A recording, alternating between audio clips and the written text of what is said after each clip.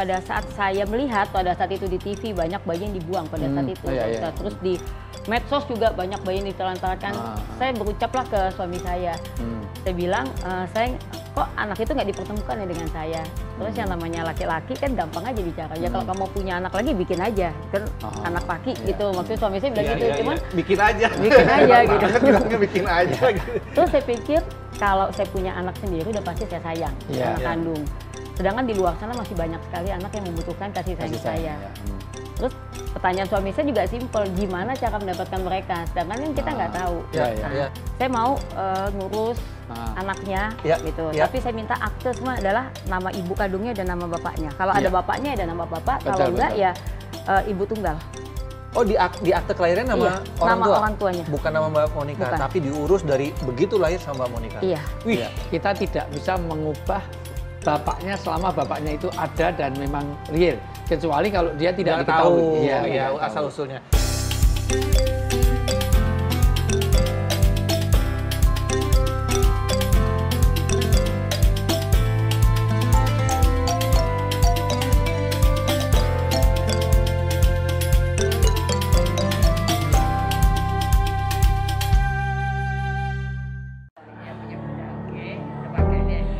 Beberapa waktu lalu media sosial dihebohkan dengan aksi salah satu Crazy Rich Jakarta yang telah mengadopsi 13 bayi mungil yang menggemaskan. Wanita yang bernama Monica Soraya ini sebenarnya telah memiliki 4 orang anak. Hebatnya, Monica tidak keberatan untuk mengasuh 13 bayi lucu tersebut. Wanita berhati malaikat ini mengambil anak-anak dari keluarga kurang mampu. Kini setelah 2 tahun berlalu, bayi-bayi mungil tersebut telah tumbuh menjadi balita yang lucu dan menggemaskan. Tempat tumbuh kembang mereka adalah sebuah rumah seluas 4.500 meter. Di rumah tersebut, semua kebutuhan mereka dipenuhi oleh Monica.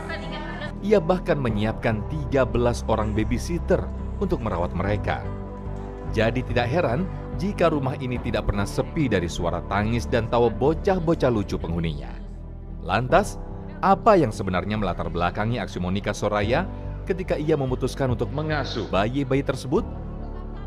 Dan bagaimana ia memberikan kasih sayang kepada ke-13 anaknya serta 4 orang darah dagingnya sendiri? Langsung saja kita simak obrolannya di Ngopi Siang ini. Nah, alhamdulillah nih Ji, dan juga Pak Ustadz. Ngopi, ngobrol Perialiman kali ini kedatangan tamu spesial yang punya sedekah to the next level. Sedekah tapi levelnya udah di atas kita-kita mungkin ya. Ini sedekahnya mengadopsi anak 13 orang anak, Masya Allah. Padahal biasanya orang sedekah itu satu pakai uang sisa atau uang receh atau, tapi ini bukan sekedar materi. Tapi 13 anak memelihara anak. Iya, bukan uang aja yang dikeluarkan untuk anak-anak 13 adopsi ini. Kasih sayang juga kan bisa masuk ke ini jariah, Pak Ustadz. Saya lihat VT-nya aja agak Masya Allah. Ini mohon maaf, surgawi bukan karena apa? Karena Rasulullah itu juga Abul Yatama, Abul Masakin. Rasulullah itu kan bapaknya orang yatim, bapaknya anak-anak miskin. Makanya banyak yang diadopsi dan ternyata ada pewarisnya. Masya Allah. Selamat siang, Assalamualaikum Mbak Monica. Salam kenal, terima kasih udah mau mampir di Ngopi. Ini ngopi bukan sembarang ngopi, Mbak Monica, ngopinya ngobrol perihal iman. Jadi menurut saya dan Pak Ustadz, Mbak Monica ini adalah sosok yang sangat cocok untuk kita ajak ngobrol di Ngopi ya. Masalah, inspiratif sekali. Mbak Monica mau ngopi dulu? Boleh. Ini bartendernya beneran bartender. Iya kan, kopinya yang bohongan. Mau minum apa, Mbak? Saya teh aja. Oh, mau teh. Mau teh aja. Teh. Pakai gula nggak? Atau nggak usah? Sedikit. Oh, sedikit aja. Karena sebelah kirinya udah ada yang manis. Oh, gitu. Saya pakai susu. Pakai susu? Iya. Nggak ada yang nawarin Pak Ustadz. Saya nawarin Mbak Monica aja. Makanya aku pesen. Maaf ya Pak Ustadz, saya bercanda loh Pak Ustadz. Mbak Monica apa kabarnya? Alhamdulillah Alhamdulillah baik. sehat. Apa kabar 13 anak adopsinya? Alhamdulillah baik, udah mulai makin besar, makin lucu. Makin lucu juga ya. Kalau anak kandung? Semuanya sehat, Alhamdulillah sehat. Jadi perlu diluruskan dulu ya. Jadi Mbak Monica ini punya 4 anak kandung dan 13 anak adopsi. Jadi total? Saya udah punya cucu 2. Dari anak kandung yang paling gede. Cucu berapa? Cucu 2. Anak kandung 4. Anak adopsi 13. 13. Jadi 13 tambah 4 17 tambah cucu 19. 19. Masya Allah, luar biasa. Tapi kelihatannya masih muda banget Mbak Monica nih. Iya dong. Masya Allah. Masuk ya? Masuk ya? Iya. Masuk lagi Nos. Pengen tahu dulu nih. Kenapa mengadopsi anak sebanyak 13? Atau enggak kenapa mengadopsi anak lagi? Padahal udah punya 4 anak. Sukses, udah punya cucu segala macam. Why? Hidup itu kan bukan untuk saya Selamanya. saja. Iya, betul. Hidup itu kan sementara. Iya. Jadi almarhum ayah dan ibu saya selalu berpesan, kamu tuh hidup di dunia harus bisa berbuat sesuatu. Ya. Dan sesuatu itu harus yang bermanfaat untuk orang lain. Itu pesan beliau. Dan orang lain yang ditunjuk adalah anak-anak yang beruntung ini. Tadinya nggak beruntung, ya kan? Mungkin nggak punya kasih sayang dari keluarga, orang tua. Sekarang beruntung karena udah punya Mbak Monica sebagai orang tua dan juga saudara-saudara yang ada di lingkungannya. Kenapa 13? Awalnya sih Mas, nggak 13 semua datang. Jadi satu persatu. Mereka datang itu satu persatu dan kalaupun saya ditanya, tidak pernah terlintas dalam pikiran saya akan ada 13 bayi dalam kehidupan saya. Gitu. Jadi saya pun juga amazing gitu. Jadi oh my God, jadi memang Allah tuh luar biasa. Jadi Allah 13 ini Mbak Monica tidak mencari, mereka datang dengan sendirinya? Iya, mereka datang. Pada awalnya kan datang satu dulu Mas, awal datang Umur satu. berapa yang paling gede sekarang? Yang paling besar itu dia kelahiran bulan Maret, berarti sekarang 2 tahun 3 bulan. Yang paling besar. Oke.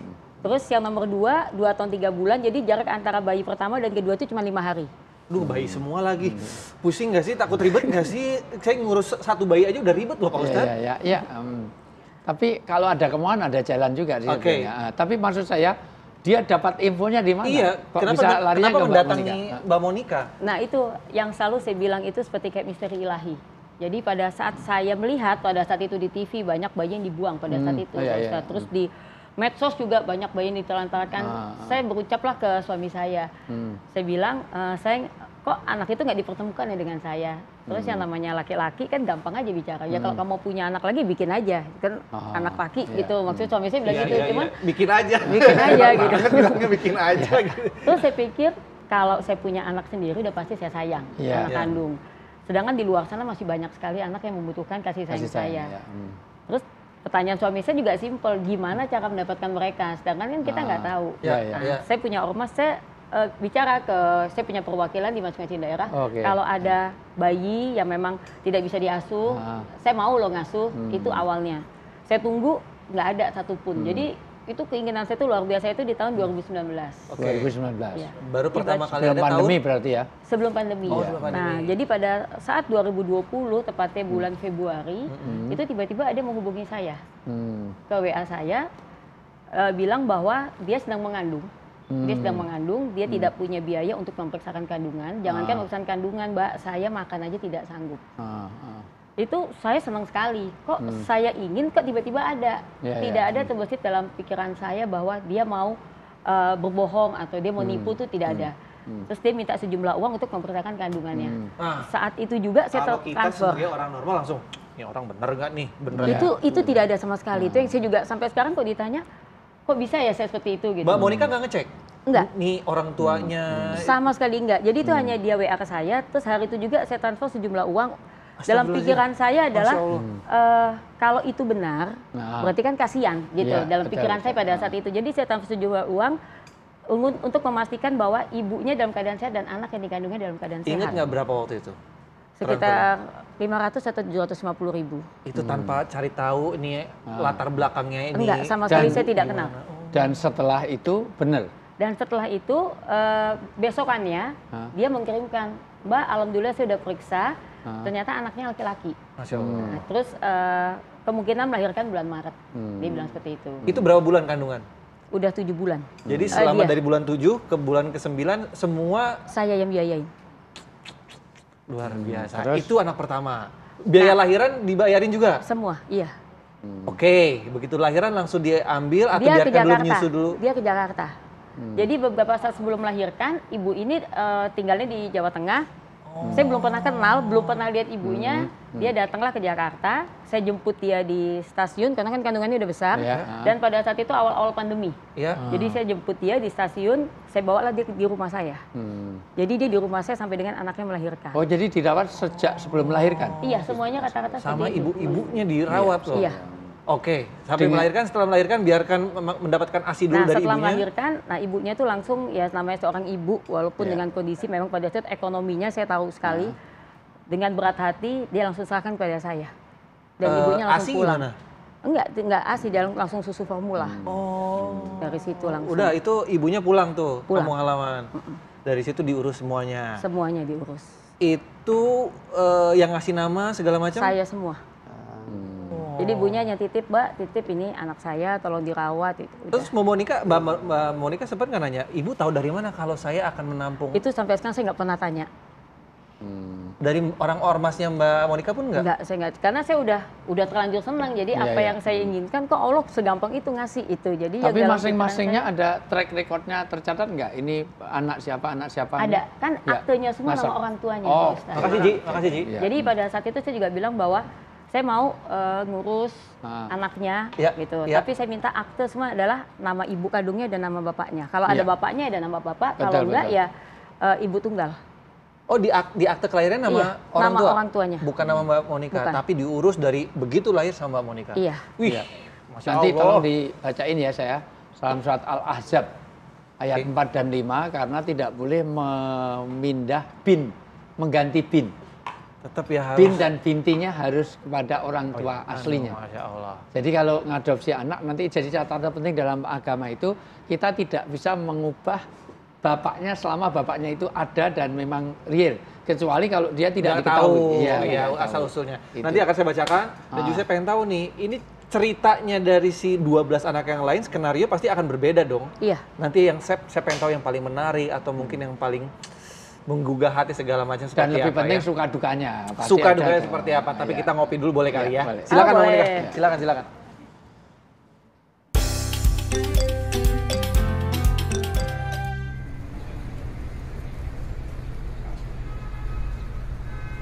Dan saat ini kami sudah bersama dari 13 anak Jadi angkatnya. masih ada 11 lagi. Dari Mbak Monika masih ada 11 lagi, ntar mau datang sini. Enggak, episode berikutnya. Oh. Tapi luar biasa ya. Ini nomor berapa? Ini nomor 1. Ini nomor 1. Ini nomor 2. Ini namanya Bianca, yang ini namanya Tristan. Hai Bianca. Kamu namanya Bianca bukan? Bias? Yes. Sayang. Aduh, gemes banget, pengen gue gigit rasanya. Gemes banget. Dimanapun anak kecil itu menggemaskan. Menggemaskan. Ya, kalau udah besar baru menyebalkan. Tapi Masya Allah lah, saya itu ada ngambil dalam kondisi masih betul-betul perawatan full. Yes. Karena kan usia-usia segini ini pasti ada suka dukanya, masih ngompolnya, masih belum jam tidurnya, belum. Gimana Mbak, suka dukanya Mbak Monika? Kalau saya lebih ke banyak sukanya, karena kan saya suka anak kecil. Gitu. Jadi saya suka anak kecil. Memang 13 bayi saya tidak pernah bisa membayangkan, kan memang jaraknya tuh hanya berapa hari, ada yang 1-2 bulan. Kan umurnya tapi sama semua, 2020 semua ini lahirnya. Dengan 13-nya 2020? Iya, mulai dari bulan Maret, terakhir Oktober. Dari 13 itu berapa pengasuh total? 13 pengasuh. 13 Satu anak, satu pengasuh. Iya. Duitnya harus nggak ada serinya itu ya? Nggak usah ditanya. Iya. Udah gitu, sebentar. Ini semuanya kelahiran 2020? Iya. Oke, 13 anak adopsi ini datang kepada Mbak Monika dalam kurun waktu berapa lama? Dari mulai awal Maret.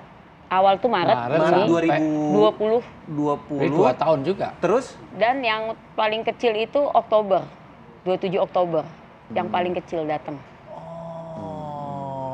Jadi semuanya ini periode 2020. Oke. Masa Terus pandemi, anak bayi pandemi ini.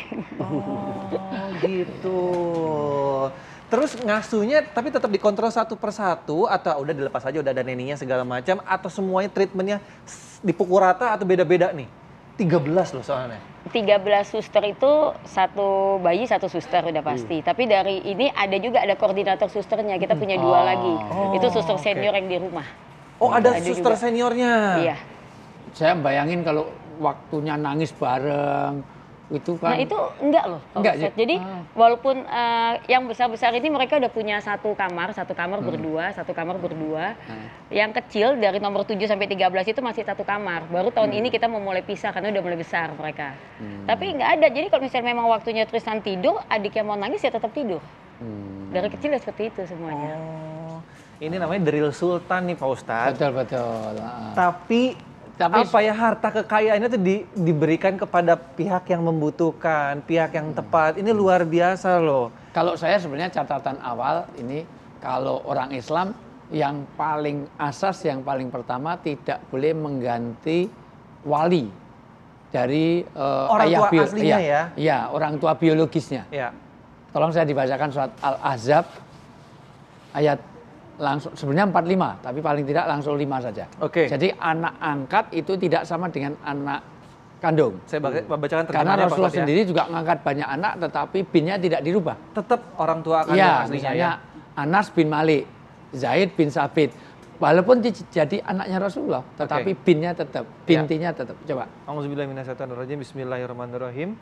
Panggillah mereka, anak-anak angkat itu dengan memakai nama bapak-bapak mereka. Bapak mereka itu bapak kandungnya. Bapak kandung. Ya, terus? Itulah yang adil di sisi Allah. Ya. Dan jika kamu tidak mengetahui bapak mereka, maka panggillah mereka sebagai saudara-saudaramu, seagama dan maula-maulamu. Dan tidak ada dosa atasmu jika kamu hilaf tentang itu. Tetapi yang ada dosanya apa yang disengaja oleh hatimu. Ya. Allah Maha Pengampun, Maha Penyayang. Ya, jadi kecuali kalau kita nemu nggak tahu nasabnya, iya. boleh, misalnya bin Abdullah bin siapa boleh. Nah, ngomongin anak kandung nih, anak kandung sendiri gimana? Melihat adik-adiknya ada yang baru nih, padahal bukan langsung dari ibunya sendiri. Yang masalah dulu waktu awal mereka datang adalah anak saya yang perempuan. Jadi anak saya Anak keberapa tuh? Anak ketiga. Anak ketiga. Kenapa masalahnya? Karena dia kan perempuan satu-satunya awalnya. 3 kan laki-laki semua. Muncullah ini pertama perempuan. Waktu itu umurnya berapa anak ketiganya? Ya udah 14 tahun. Udah gede udah dong. besar. Nah, kenapa masalahnya? Ya dia maunya I want the one and only. Dia maunya satu-satunya perempuan kan di rumah. Ada jealous, ya, ada. sebelum itu kan dia satu-satu perempuan di rumah, princess di rumah. Jadi berkali-kali kalau saya bilang, Bunda mau punya adik lagi boleh nggak? Boleh tapi laki-laki. Jadi saya bilangnya gitu. Oke. Boleh mau berapapun anak Bunda tapi laki-laki. Datanglah Bianca. Datanglah Bianca perempuan. Shock lah dia gitu. Karena awal dia tahu kan ini. Awal itu kan dia tahu laki-laki. Babynya laki perempuan. Laki oke kalau laki. Muncullah Bianca. Gitu. Jadi pada saat munculnya Bianca sempat kaget ya, sempat why the baby girls? Kenapa mesti perempuan? Akhirnya diberikan. Terus saya kasih lah Val, saya kasih tahu namanya Valerie. Jadi saya kasih tahu Val, ini alasannya gitu. Terus dia masih penasaran. Jadi waktu pada saat saya datang bawa itu baby, dia nunggu di depan rumah. Ya pada saat dia ngeliat itu bayi, pada saat itulah dia jatuh cinta. Dan Langsung, tidak pernah ada lagi pertanyaan. Enggak.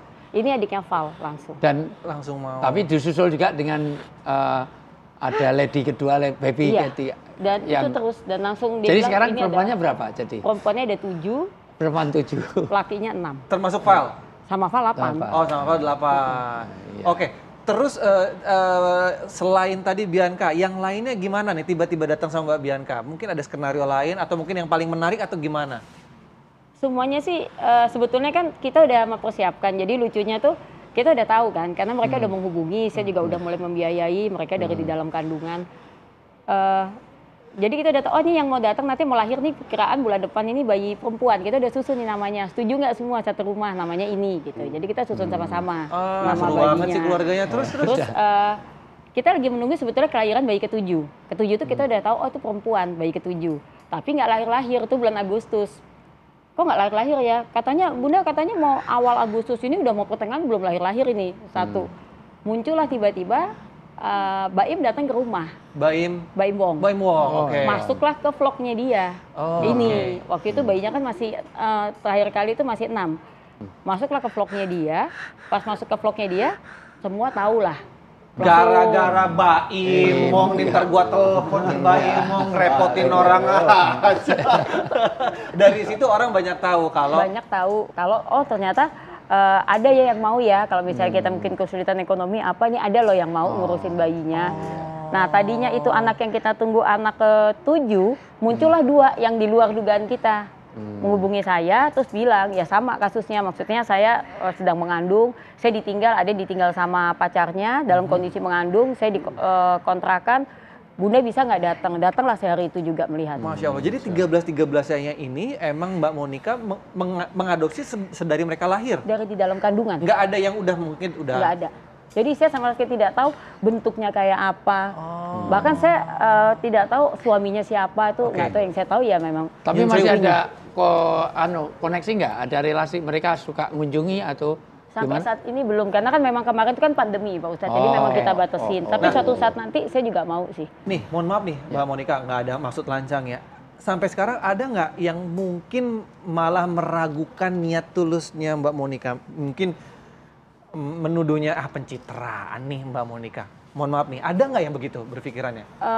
Sampai saat ini sih belum ada. Semuanya positif sih. Semua ya. ya. Semua positif. Hate nggak ada, hate speech-nya nggak ada ya, orang yang komen-komen negatif apa? Sampai saat ini sih belum ada. Cuman yang banyak komen itu netizen, kayaknya kok yang bayi ini paling disayang, itu yang banyak.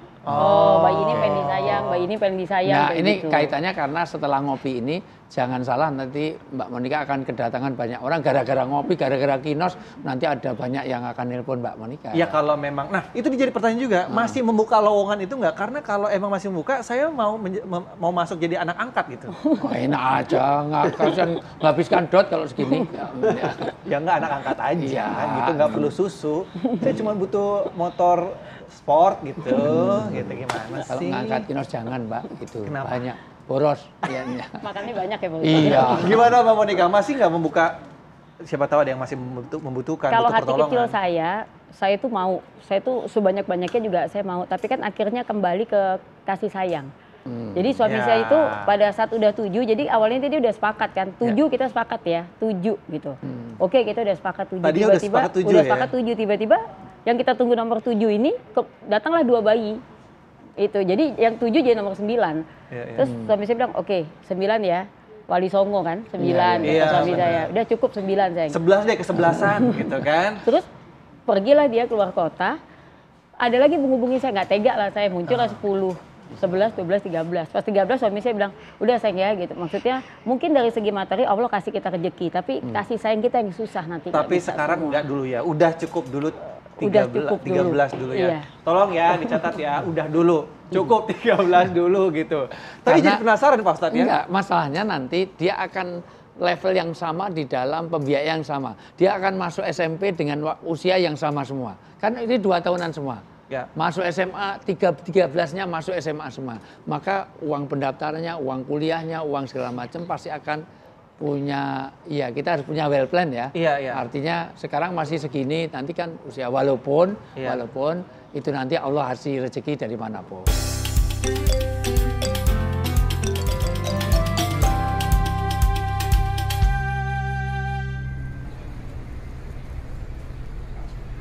Aduh, jadi pengen cepet pulang ya Pak Ustadz, ya beginian. Iya, karena anak itu pengikat. Kenapa kok Rasulullah mengingatkan kepada anak-anak waktu kecil? Iya. Kita berdoa aja. Ya. Al maghfili wali walidayya warhamhuma kama robbayani shroghiro.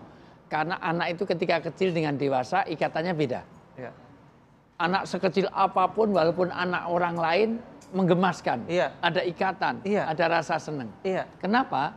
Karena anak kecil itu tumpuan orang akan mencintai. Dan itu luar biasa ya, anak kecil itu walaupun dia dalam kondisi apapun, itu menyenangkan.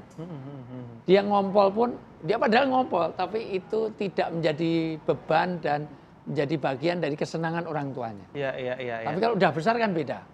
Ngompol udah besar ngompol gitu ya itu sebenarnya. Lain cerita dong Pak Ustadz. Dan itulah Masya Allah kita itu melihat walaupun anak orang lain, kalau anak kecil kan ada ya gemeskan itu loh. Maksudnya ada ikatan batin yang luar biasa. Saya juga kalau lagi kerja gitu, lihat handphone, lihat anak di rumah gitu, foto-foto segala macam, pengen cepet pulang. Tapi begitu udah pulang ke rumah kok kayaknya rumah saya berantakan, pusing gitu, pengen keluar dari rumah rasanya. Iya, karena lihat anak mertua. Kalau anak kandung ada yang beda lagi. Oke, coba pengen tanya dulu. Bianca, boleh nggak sih Om Kinos ngobrol sama Bianca? Oke, yes. Nggak mau ngomong, dia tatapannya lebih ke jijik ya sama Om Kinos ya. Makasih loh. Ini udah jinak. Nama kamu Bianca kan sayang? Ya udah tos aja deh sama Om. Tos, high five Babi. Oke, ya sama Tristan deh, Tristan. High five. Oh alhamdulillah, yes, ada yang mau tos sama. Coba Pak Satu Ustadz lagi tos dong. sama Pak Ustadz. Satu lagi. Nggak mau dia Pak Ustadz. Enggak. Pak Ustadz. Enggak, dia bukan tos tadi karena habis gini-gini mau ngelapin ke situ. Bisa aja ngelesnya. Iya. Nah, ini gimana nih masalah maintenance-nya? Ini ada yang repot nggak? Kalau mungkin secara finansial oke lah, semuanya bisa teratasi gitu. Tapi hal apa yang saat ini membuat Mbak Monica pusing atau ribet di rumah, ada nggak sih? Membagi kasih sayang. Karena anak-anak ini sudah mulai besar. Jadi kayak sekarang kayak mau pergi itu kalau mereka di ruang tengah, kamar saya di atas. Saya lihat gitu, aduh ada mereka semua nih. Saya turun tangga tuh udah rebutan. Oh kalau bunda udah siap pasti mau pergi. Bunda semuanya. Terus kalau kan kadang-kadang kita nggak mungkin bawa semuanya 13 ke mall. Yang kita mau bawa misalnya 2. Itu untuk mau bawa 2 aja susahnya setengah mati. Karena semuanya ngikut ke depan. Oh iya juga ya kalau Tapi bawa. pernah vakasi satu rombongan. Iya kemarin. Liburan gitu? Iya kita kemarin tahun baru di Bali semuanya ikut. Oh, Bali. Satu hotel di booking kayaknya tuh. Iya. Luar biasa. Dan ini kalau satu mobil kan nggak cukup ya? Ke Jogja juga kita. Oh ke Jogja? Ya ke Jogja pernah waktu itu. Bawa minibus berarti? Kita sewa satu bus waktu itu, satu bus sama 2 mobil ikut di belakang. Masya Allah. Untung waktu itu belum kenal aku. Kalau kenal minta traktir kayak iPhone. Oke, pengen tahu nih, belak-belakan aja. Emang rumahnya Mbak Monica tuh sebesar apa sih? Terus ada berapa kamar sih Mbak? Kalau kamar tuh di rumah di atas ada 1, 2, 3, 4, 5, 6, 7. Di atas ada 8. Terus di bawah. Di atas 8 kamar. Iya, di bawah? Di bawah ada 1, 2, 3, 5. 13 kamar. 13 kamar. Masya Bayangin. Allah, luar Berarti biasa. itu tipe 21 ya? 21 mana muat Pak Ustadz. Sempil-sempil begini. 2 kilo, 1 kilo. Iya benar. Terus Jun Sewu kalau lancang nih, emang profesinya Mbak Monica sama suami itu apa sih kalau boleh tahu? Kalau suami saya pengusaha. Pengusaha. Ya, kalau saya lebih suka dibilang aktivis sosial. Karena memang saya suka bergerak di bidang sosial. Oke. Saya juga pengusaha. Setiap hari berusaha cari uang. Iya, Tapi kok nggak bisa punya 13 kamar ya rumahnya Pak Ustadz ya? Itulah ya. Ya. Saya sih lebih dari 13 kamar karena pesantren. Jadi anak santri. Masya Allah. Tapi gini Pak Ustadz, Ya. kalau emang yang namanya mengangkat anak itu ada rezekinya sendiri. Iya. Misalnya saya, aduh kok rezekinya kurang. Terus saya ngangkat anak, bisa nggak rezeki saya tambah banyak Pak Ustadz? Bisa. Saya lebih yakin pada sabda Nabi. Nabi kalau bersabda pasti benar. Yang biasa bohong itu bukan Nabi. Pasti, itu benar. Politisi, pejabat, Aku sama nggak ikutan. bartender, Oh host gitu. itu bisa. Aku nggak ikutan. Ya, Nanti host. pulang saya nggak bisa sampai rumah nih. Tapi host ada yang suka. Ada, Ya ada, itu. Tapi ada. maksud saya, satu innamatun soruna watur zakuna watur hamuna biudafaikum. Orang kalau pengen berkah rezeki, maka orang pengen dikasih sayang Allah, diberi pertolongan oleh Allah kalau dia peduli pada orang yang tidak mampu di antara kita. Orang yang menolong hambanya, irhamu mangfil ardi, yarhampu mangfis sama. Orang yang menolong orang yang di bumi, maka yang di langit pun tidak mau, dia akan peduli juga pada kita. Jadi orang itu, mohon maaf, dengan kita menolong orang, Allah pasti menolong kita. Masya Allah. Ya. Jadi satu berkah rezeki, 2 diberi pertolongan, diberi kasih sayang oleh Allah kalau kita peduli pada orang yang tidak mampu di antara kita. Oke, Mbak Monica sendiri ngerasain nggak apa yang diomongin Pak Ustadz? Dengan adanya 13 anak yang diangkat ini, kayaknya rezeki itu enteng aja gitu, ada aja gitu rezekinya. Kalau saya merasa rumah saya kan jadi kayak surga. Jadi penuh tawa anak-anak gitu kan. Sebelum hadirnya 13 bayi ini, tadinya surga saya itu adalah orang tua saya. Ya. Jadi 2 orang tua saya, ada mertua saya, ada tante saya yang saya rawat dari mulai mereka sehat, terus mereka akhirnya sakit sampai nggak ada. Itu semuanya 4-empatnya itu pada saat mereka nggak ada tuh saya di sampingnya semua. Nah mereka nggak ada, Allah langsung menggantikan dengan 13 bayi ini. Dan itu rezeki. Masya Allah. Ngomong-ngomong tentang lansia dan juga orang tua, konon katanya Mbak Monica dan keluarga juga ada kepedulian nih sama terhadap lansia. Itu bener nggak tuh? Iya, jadi memang saya itu lebih concern itu ke anak-anak dan lansia. Ini lansianya maksudnya kalau anak kan ditunjukkan dengan mengadopsi anak. Iya. Kalau lansia seperti apa wujud? Jadi karena saya punya ormas perempuan itu yang bergerak di bidang sosial, saya tuh suka belusukan ke kampung-kampung. Oke. Nah biasanya kalau belusukan itu saya selalu menemukan banyak lansia-lansia yang mungkin dalam kondisi sakit dan tidak punya biaya. Jadi ya saya hanya bantu, jadi saya punya binaan-binaan yang orang-orang tua itu juga cukup banyak. Tapi juga. seniat itu sampai punya ormas hanya untuk peduli sama anak-anak dan juga lansia. Iya, niatnya untuk itu. Saya sebetulnya niat utamanya itu bergerak bersama untuk memberantas kemiskinan. Sebetulnya itu yang saya mau. Karena kalau saya sendiri tidak mungkin bisa. Tapi kalau kita semua bergandengan tangan, kita bergerak bersama, saya yakin insya Allah nggak ada kemiskinan di Indonesia. Sekarang sudah berapa cabang, berapa perwakilan, berapa? Di DKI, di Jawa Tengah udah ada. Oh ya. Di Jawa Tengah. Jogja sudah ada belum? Jogja itu ada, tapi mungkin karena kemarin 2 tahun tidak aktif, jadi kita baru mau itu lagi. Jawa Tengah udah, Jawa Timur udah, Jawa Barat. Banget. NTB udah, Aceh. Surat Al-Quran yang mana ini Pak Ustadz yang Pertama, dilakukan sama Bapak inilah Monika? ibadah yang sempurna. Ketika Rasulullah SAW itu diturunkan satu ayat bahwa ternyata ibadah itu tidak hanya mahdoh hubungan dengan Allah saja, tetapi juga bagaimana peduli pada sesama.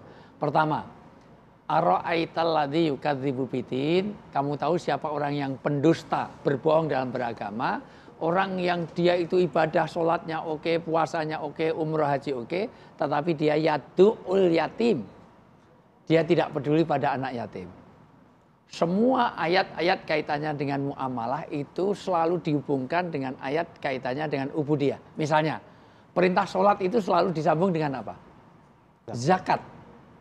Ternyata sholat tidak cukup kalau tidak zakat. Sholat itu hubungan dengan Allah, zakat itu hubungan dengan sesama. Ya. Makanya asas agama itu 2 itu. Tolong dicatat baik-baik. Orang sholat itu Allahu Akbar, mengagungkan nama Allah. Tapi akhirnya Assalamualaikum untuk seluruh manusia. Jadi Allah manusia, Quran dimulai dengan basmalah, mengagungkan nama Allah. Tapi surat terakhir dari Al-Quran itu An-Nas, artinya manusia. Puasa semata-mata untuk Allah, tapi akhir puasa kita suruh apa? Zakat fitrah untuk siapa? Untuk manusia. Jadi kebaikan kita itu nggak cukup kalau kita hanya ibadah saja kepada Allah, tapi juga muamalah muasyarah di antara kita. Luar biasa. Itu hablum minallah, hablum minanas. Itu intinya. Oke, nanti kita akan ngobrol lagi sama Mbak Monika dan saya akan challenge nih. Nanti mau gendong antara Tristan atau mungkin Bianca. Kalau sampai ada yang mau digendong sama saya akan adopsi anak.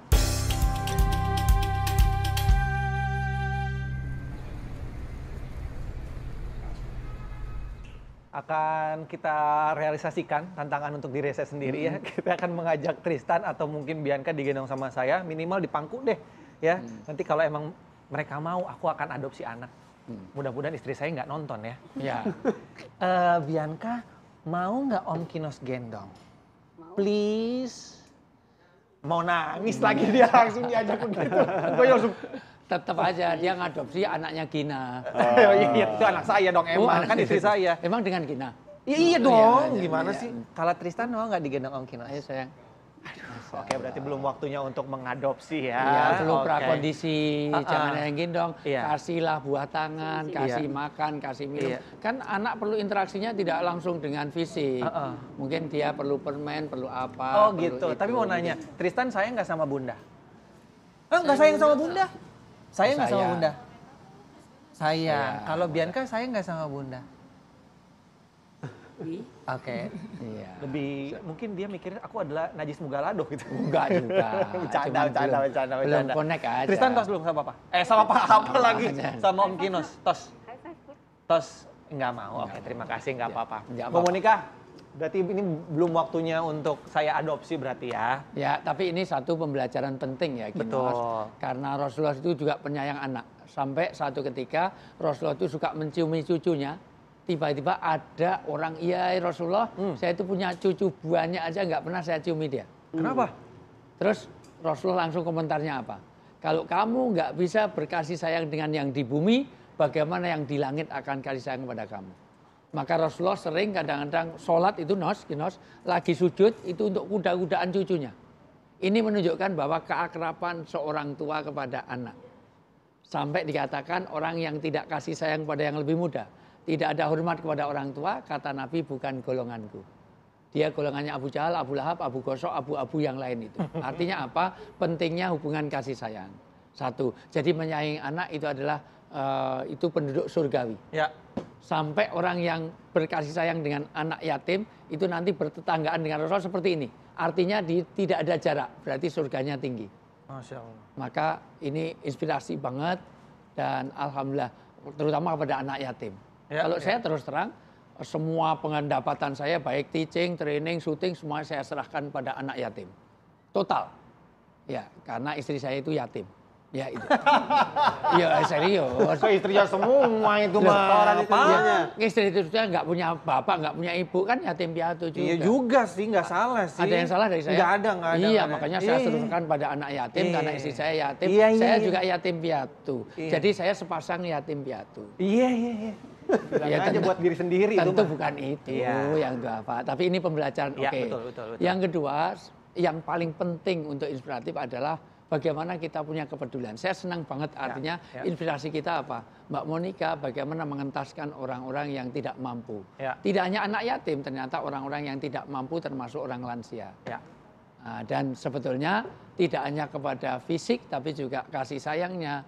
Dan lebih penting lagi supaya dia diarahkan pada jalan-jalan surga dunia, surga akhirat. Amin ya Allah, amin. Itu jauh lebih penting. Mbak Monica, mungkin ada yang mau disampaikan juga nih. Misalnya kalau untuk urusan sama yang Maha Kuasa, ya udahlah, biar Allah yang menilai. Tapi untuk lingkungan sekitar dengan tindakan atau apa yang dilakukan dengan Mbak Monica ini, apa sih yang ingin disampaikan? Sebetulnya setelah kehadiran 13 bayi ini kan akhirnya saya punya channel YouTube. Sebetulnya channel YouTube itu saya buat untuk menginspirasi semua yang ada di luar sana gitu, bahwa rezeki kita ini kan ada juga milik orang lain. Iya, betul. Jadi dan Allah sendiri menjanjikan bahwa kita tidak mungkin miskin kalau kita sering bersedekah. Tadi seperti yang Pak Ustadz itu. Jadi bersedekah itu kan macam-macam. Saya juga menggugah teman-teman saya semua, yuk gitu. Saya bisa 13, nggak usah 13, satu aja kan udah sangat membantu. Tapi kan terkadang banyak juga di luar sana yang, aduh, gue nggak bisa kayak lo loh Nick yang mesti yang bener-bener sayang gitu. Mungkin sebagian di luar sana mereka punya uang tapi mereka mungkin tidak mau diribetkan dengan yang mengurus dari bayi atau masih apa. Ada cara yang lain. Ya masih banyak cara yang lain. Salah satunya ya saya selalu menggiatkan juga bahwa yuk kita bikin yuk seperti gerakan orang tua asuh, itu yang sebetulnya saya inginkan gitu. Mereka tetap di keluarganya tapi kita memberikan biaya kepada mereka. Itu kan juga bisa salah satu solusi. Iya, tidak ada alasan untuk tidak membantu sesama. Masya Allah, luar biasa. Dan hikmahnya udah jelas sekali ya. Salah satunya selain punya vlog, punya YouTube channel sendiri, ya kamarnya 13 satu rumah, luar biasa. Hikmah apa yang harus kita terima nih Pak Ustadz dari pembelajaran Mbak Monica ini? Pertama, bahwa rezeki akan diberkahi, rezeki tidak harus dengan materi. Orang yang peduli pada orang yang tidak mampu, maka akan datang rezeki. Rezeki itu tidak sekedar materi. Anak nurut kepada orang tua itu rezeki, di mana anak sekarang lebih nurut kepada handphone daripada kepada orang tuanya. Istri yang sakinah mawaddah rahmah, kesehatan yang ini, teman-teman yang akrab itu rezeki. Bahkan kematian yang husnul khotimah itu rezeki. Kita hidup damai, hidup ini bagian dari rezeki. Dan orang yang peduli pada anak yatim, ternyata dia akan dipastikan, dia akan diberkahi rezeki. Rezeki kita akan ada ziyadatul khair. Bertambah kebaikan itu satu, kita menjadi baik. Dua, apapun yang datang kepada kita jadi kebaikan. Masya Allah. Itu yang paling penting. Terima kasih Pak Ustadz ilmunya. Dan juga Mbak Monica, terima kasih inspirasinya. Salam untuk keluarga, sehat selalu untuk semua. Mudah-mudahan ini bisa menginspirasi kita semua ya. Amin. Dadah Bianca. Dadah Bianca, dadah Tristan. Tas dulu. Iya. Pak Ustadz dong. Alhamdulillah. Bianca mau akhirnya juga. Iya.